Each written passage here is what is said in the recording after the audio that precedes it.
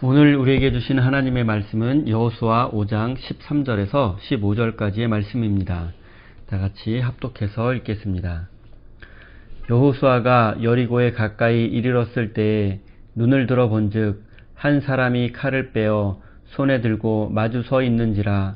여호수아가 나아가서 그에게 묻되 너는 우리를 위하느냐 우리의 적들을 위하느냐 하니 그가 이르되 아니라 나는 여호와의 군대 대장으로 지금 왔느니라 하는지라. 여호수아가 얼굴을 땅에 대고 엎드려 절하고 그에게 이르되 내 주여 종에게 무슨 말씀을 하려 하시나이까. 여호와의 군대 대장이 여호수아에게 이르되 내 발에서 신을 벗으라. 내가 선 곳은 거룩하니라 하니 여호수아가 그대로 행하니라. 아멘. 하나님께서 이 말씀을 통하여 우리에게 은혜 주시기를 원합니다. 하나님의 크신 사랑과 은총이 여러분의 삶에 함께 하시기를 빕니다. 오늘은 내 발에서 신을 벗으라 라는 제목으로 함께 하나님의 말씀을 나누도록 하겠습니다. 여러분 혹시 혼자서는 감당할 수 없는 인생의 무거운 짐 때문에 깊은 밤까지 잠들지 못하고 집 앞을 배회해 보신 적이 있으십니까? 깊은 밤에 홀로 깨어서 이 일을 어떻게 해야 하나라는 생각에 잠 못 들고 두려움에 사로잡힌 적이 있으십니까? 오늘 본문 말씀에 등장하는 여호수아의 심정이 바로 그러했습니다. 하나님의 은혜로 기적같이 요단강을 건너고 할례를 행하고 유월절까지 지켰습니다. 그리고 이제는 눈앞에 보이는 거대한 성 여리고와의 전투를 앞두고 있습니다. 자신이 이끄는 이스라엘 군대의 현실을 객관적으로 생각해 보니 군사들은 체계적인 훈련도 받지 못했고 무기도 여리고성의 군대에 비하면 형편없었습니다. 일단 성을 공격하기 위한 공성 무기가 전혀 없었던 것은 둘째치고 군사들의 개인 무기에서도 큰 차이가 났습니다. 여리고성을 비롯한 가나안의 도시 국가들은 북쪽의 히타이트 제국과 미타니 제국과의 무역을 통해서 군사 개개인이 철로 만들 칼, 즉 철제 무기를 보유하고 있었습니다. 하지만 이때 이스라엘 군대에서는 철제 무기를 보유한 사람이 별로 없었습니다. 그들은 대부분 청동 무기를 소유하고 있었을 뿐입니다. 청동검과 강철검이 서로 맞부딪힌다고 생각을 해 보십시오. 결과는 뻔한 것입니다. 고고학적으로 본다면 가나안 지역에는 이미 철기 문명이 보급되어 있었지만 광야 생활 40년을 막 마친 이스라엘 백성들은 아직까지 청동기 문명권에 속해 있었습니다. 객관적으로 이스라엘 군대가 불리한 것은 사실이지만 고대 사회에서의 전투는 군사의 질과 무기에 의해서만 판가름 나는 것은 아니었습니다. 사실 전투에 결정적인 영향을 미치는 것은 훌륭한 전략과 전술 그리고 군대의 사기입니다. 그리고 훌륭한 전략과 전술을 만들어내고 군대의 사기를 드높이는 것은 지휘관의 역할입니다. 지금 이스라엘 군대의 지휘관은 여호수아입니다. 그는 객관적인 열쇠를 뒤집어 엎고 승리를 얻기 위해서 전략과 전술을 준비 중입니다. 그리고 전쟁을 앞둔 여호수아는 심한 스트레스로 깊은 밤에 잠 못 들고 여리고성 근처를 배회하고 있었습니다. 13절 말씀입니다. 여호수아가 여리고에 가까이 이르렀을 때 눈을 들어 본즉 한 사람이 칼을 빼어 손에 들고 마주 서 있는지라. 여호수아가 나아가서 그에게 묻되 너는 우리를 위하느냐 우리의 적들을 위하느냐 하니. 여호수아는 여리고성을 정복하기 위한 전략과 전술을 준비하기 위해서 깊은 밤에 여리고성 주변을 배회하고 있었습니다. 그러던 중에 갑자기 칼을 들고 서 있는 늠름한 한 사람을 보게 되었습니다. 지금까지 여호수아는 여리고성 가까이 있었지만 이곳은 아직까지 이스라엘의 진영 아니고 이곳에는 여호수아 앞에 칼을 빼들고 있을 수 있는 사람이 없었습니다. 여호수아는 이스라엘 군대의 총사령관이기 때문입니다. 여호수아는 칼을 들고 서 있는 사람을 향해서 당신은 나의 편입니까? 적들의 편입니까? 라고 물었습니다. 여호수아의 이 질문은 약간 아쉬움이 남습니다. 그는 칼을 들고 서 있는 사람이 보통 사람이 아니라 뭔가 특별한 존재라는 사실을 어느 정도 느끼고 있었을 것입니다. 그리고 지금 자신의 상황이 절박하기는 하지만 처음 만난 특별한 존재에게 내 편이냐 아니면 적들의 편이냐라고 묻기보다는 당신은 누구입니까? 왜 깊은 밤에 칼을 들고서 제 앞에 서 있는 것입니까? 라고 물어보았어야 합니다. 14절입니다. 그가 이르되 아니라 나는 여호와의 군대 대장으로 지금 왔느니라 하는지라. 여호수아가 얼굴을 땅에 대고 엎드려 절하고 그에게 이르되 내 주여 종에게 무슨 말씀을 하려 하시나이까. 여호수아는 내 편이냐 아니냐를 물었지만 그 특별한 존재는 여호수아의 질문에 대답하지 않고 자신을 여호와의 군대 대장으로 소개했습니다. 그 순간 여호수아는 그 특별한 존재가 바로 하나님이라는 사실을 알아차리게 되었고 내 주여라고 부르며 그 자리에 엎드렸습니다. 그럼 여호와의 군대 대장이 어떤 분위기에 여호수아가 그를 나의 주님이라고 불렀는지 살펴보도록 하겠습니다. 출애굽기 12장 40절입니다. 이스라엘 자손이 애굽에 거주한 지 430년이라 430년이 끝나는 그날에 여호와의 군대가 다 애굽 땅에서 나왔은즉 여호와의 군대가 애굽 땅에서 다 나왔은즉 이 문맥 속에서 여호와의 군대는 틀림없이 이스라엘 백성을 의미합니다. 그리고 성경 여러 곳에서 이스라엘 백성들을 하나님의 군대로 묘사하고 있습니다. 그렇다면 여호와의 군대의 대장, 이스라엘 군대의 대장은 누구입니까? 지금 실제적으로 이스라엘 군대의 대장 역할을 하는 사람은 여호수아이지만 여호수아도 하나님에 의해서 임명된 대장일 뿐이고 이스라엘 군대의 참된 대장은 바로 하나님이십니다. 지금 여호수아 앞에서 칼을 들고 서 있는 특별한 존재는 바로 하나님이었습니다. 그리고 그 하나님은 이제부터 내가 너희의 대장이 되어주겠다. 내가 너희의 총사령관이 되어주어서 가나안 땅을 정복하게 해주겠다라는 의미입니다. 여호수아의 질문을 다시 한번 생각해 보겠습니다. 당신은 나의 편인가? 아니면 적들의 편인가? 여호수아는 지금 하나님에게 하나님 당신은 나의 편이십니까? 아니면 적들의 편이십니까? 라고 묻고 있는 것입니다. 이 질문은 당신이 나에게 이익이 되는 사람입니까? 아니면 당신은 나에게 손해가 되는 사람입니까? 라고 물은 것과 같습니다. 여호수아는 여리고성과의 전투를 앞둔 위기의 상황 때문에 사람을 진실하게 대하지 못했습니다. 그리고 스트레스와 두려움에 눈이 멀어 하나님을 앞에 두고도 하나님을 알아보지 못했습니다. 지금 여호수아의 분위기는 하나님이라도 나에게 도움이 되지 않는다면 필요 없다는 분위기입니다. 지금 여호수아에게 중요한 것은 내 편인가 아닌가, 나에게 이익이 되는가 아닌가였습니다. 오늘날 많은 그리스도인들의 모습도 이와 같습니다.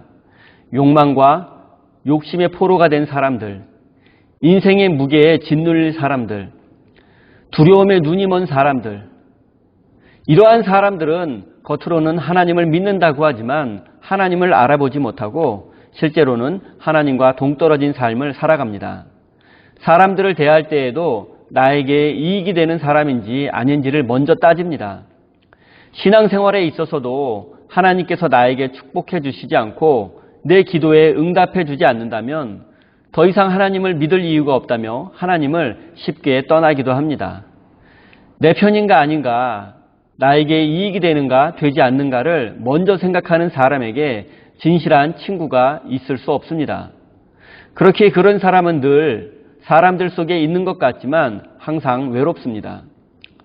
아무리 내 상황이 급하다고 해도 하나님을 하나님으로 대하지 못하고 하나님을 이용하려고 하는 삶의 태도, 사람을 사람으로 대하지 못하고 수단과 목적으로만 생각하는 삶의 자세는 결국 그 사람을 파국의 길로 이끌게 될 것이며 그러한 사람에게는 더 이상 하나님의 형상을 찾아볼 수가 없습니다. 하나님을 믿음의 대상으로 보지 못하고 사람을 사랑의 대상으로 보지 못하고 내 목적을 이루기 위한 수단과 방법으로 여기는 사람은 인간다움을 상실한 존재가 될 수밖에 없습니다. 사랑하는 성도 여러분, 하나님이 내 편인가 아닌가, 그리고 사람들이 내 편인가 아닌가 보다 더 중요한 것이 있습니다. 그것은 내가 과연 하나님의 편에 서 있는가 하는 것입니다. 그리고 내가 상대방의 입장을 헤아리고 그 사람의 입장에 서 있는가 하는 것입니다. 여러분은 하나님의 영광을 위해서, 하나님의 뜻을 이루기 위해서 하나님의 편에 서 보신 적이 있으십니까? 하나님의 사랑을 전하기 위해서 인생의 위기에 처한 사람들, 소외된 사람들, 고통 중에 있는 사람들의 편에 서 보신 적이 있으십니까? 하나님이 내 편인가 아닌가는 전혀 중요하지 않습니다.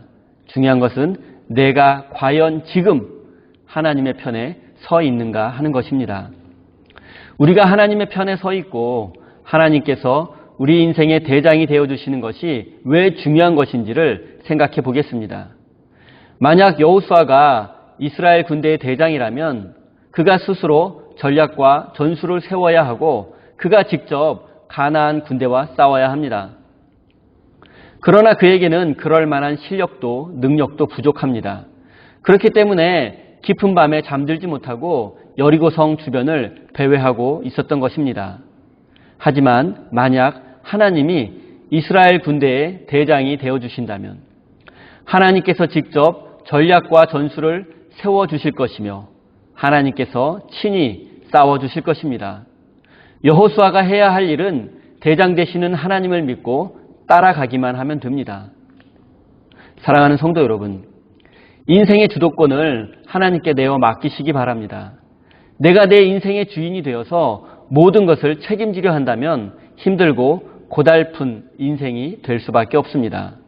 하지만 하나님께서 내 인생의 참된 주인 되심을 믿으며 하나님의 말씀에 순종하는 사람은 참된 평화와 행복을 누리는 복된 인생이 될 것입니다. 15절입니다. 여호와의 군대 대장이 여호수아에게 이르되 내 발에서 신을 벗으라. 내가 선 곳은 거룩하니라 하니 여호수아가 그대로 행하니라. 이스라엘 군대의 대장 되시는 하나님께서 여호수아에게 특별한 요구를 하셨습니다. 그것은 바로 내 발에서 신발을 벗으라는 것입니다. 하나님은 과거 모세에게도 비슷한 명령을 하신 적이 있습니다. 그렇다면 신발을 벗는다는 것은 어떤 의미가 있는지 살펴보도록 하겠습니다. 룻기서를 보면 신발을 벗는 것과 관련된 이야기가 기록되어 있습니다. 간단히 소개해 드리겠습니다. 여러분도 잘 알고 계시는 것처럼 룻이라는 이방 여인은 시어머니 나오미와 함께 베들레헴으로 돌아오게 되었습니다. 나오미는 요즘 말로 하면 아메리칸 드림을 꿈꾸며 미국으로 이주했던 사람들처럼 모압 땅으로 이민을 가게 되었습니다. 하지만 그녀의 인생은 순탄하지 않았습니다. 남편도 그곳에서 죽게 되었고 결혼한 두 아들도 자식도 남기지 못하고 그곳에서 모두 죽고 말았습니다. 이제는 두 며느리와 나오미 이렇게 셋이 남겨지게 되었습니다. 상황이 이렇게 되자 나오미는 두 며느리를 친정으로 돌려보내고 혼자 고향 베들레헴으로 돌아가려고 했습니다. 그래서 큰 며느리는 친정집으로 돌아갔지만 작은 며느리인 룻은 돌아가지 않고 끝까지 홀로 된 시어머니 나오미 곁을 지키겠다고 했습니다.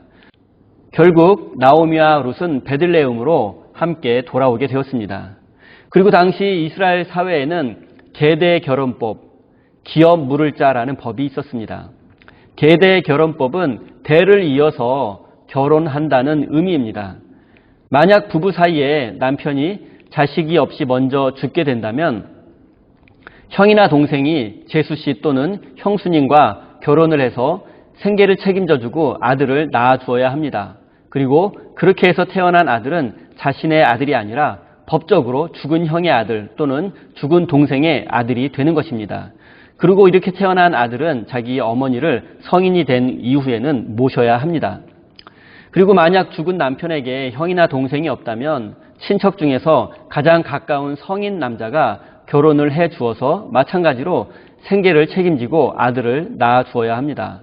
그리고 이러한 책임을 기업 물을 책임이라고 하고 이런 책임을 가지고 있는 사람을 기업 물을 자라고 성경은 표현하고 있습니다. 시어머니의 고향 베들레헴으로 돌아온 룻은 죽은 남편에게 기업 물을 자가 있다는 사실을 알게 되었고 가장 가까운 기업 물을 책임이 있는 사람이 그 책임을 다하지 않겠다고 공개적으로 사람들 앞에서 신발을 벗어서 다른 사람에게 주었습니다. 여기에서 알 수 있듯이 고대 이스라엘 사회에서는 자신의 책임과 권리를 포기하겠다라는 의미로 공개적인 장소에서 신발을 벗어서 다른 사람에게 전해주는 관습이 있었습니다. 그리고 그 신발을 건네받은 사람은 신발을 벗은 사람이 포기한 책임과 권리를 대신 지게 되는 것입니다. 룻은 이러한 법에 의해서 보아스와 결혼하게 되었고 그의 가문에서 예수 그리스도가 탄생하게 되었습니다. 설명이 약간 길었지만 중요한 것은 신발을 벗는다라는 것은 권리와 책임을 포기한다라는 것을 의미합니다. 이제 본문 말씀으로 돌아와서 생각해 보겠습니다. 하나님은 현재 이스라엘 군대의 대장인 여호수아에게 내 신을 벗으라라고 말씀하십니다. 그리고 여호수아는 직감적으로 하나님께서 우리 이스라엘 군대의 대장이 되어 주시겠다라는 의미라는 것을 금방 깨달았을 것입니다. 그래서 그는 즉시 신고 있던 신발을 벗을 수 있었던 것입니다. 앞서 말씀드린 것처럼 신발을 벗는다는 것은 자신의 권리와 책임을 포기하는 것입니다. 지금 여호수아의 권리와 책임은 무엇입니까? 그것은 이스라엘 군대의 총사령관으로서 여리고성을 비롯한 가나안 국가들을 정복하는 것입니다. 그리고 여호수아는 이 권리와 책임을 감당할 능력이 없음을 깨닫고 두려움과 고통으로 잠을 이루지 못하고 있었습니다. 그런 그에게 하나님께서 찾아오셔서 내가 너의 대장이 되어줄 테니 걱정하지 말아라. 내가 친히 싸워줄 것이니 두려워하지 말아라. 이런 의미입니다. 마치 예수님께서 수고하고 무거운 짐진 자들아 다 내게로 오라고 말씀하시는 것과 같습니다. 우리는 하나님께서 신발을 벗으라고 말씀하시면 너의 권리를 포기하라고 말씀하시면 즉시 신발을 벗고 권리를 포기할 수 있어야 합니다. 내 힘과 능력으로 해보겠다며 끝까지 버티는 사람은 하나님을 신뢰하지 못하는 사람이고 결국 인생의 실패자가 될 수밖에 없습니다. 사랑하는 성도 여러분, 지금 우리는 신고 있던 신발을 벗어야 합니다. 돈과 성공이라는 신발, 실력과 능력이라는 신발, 자존심이라는 신발, 욕망과 욕심이라는 신발. 우리는 지금 바로 이러한 모든 신발을 벗어버리고 하나님께서 우리 인생의 참된 주인 되심을 인정해야 합니다. 그리고 그분께 우리 인생 전부를 내어 맡길 수 있어야 합니다. 하나님께서 가시는 곳에 나의 발길이 따라가야 하고 하나님의 눈길이 머무는 곳에 우리의 눈길도 머물러야 합니다. 사랑하는 우리 세임교회 성도 여러분, 오직 하나님께서만이 우리 인생의 참된 주인 되심을 믿으며 그분 앞에서 우리가 신고 있는 모든 신발을 벗어버리고 하나님의 말씀에 순종하는 거룩한 인생이 되시기를 예수님의 이름으로 축원드립니다. 다 함께 주신 말씀 가슴에 새기며 기도의 자리로 나아가겠습니다.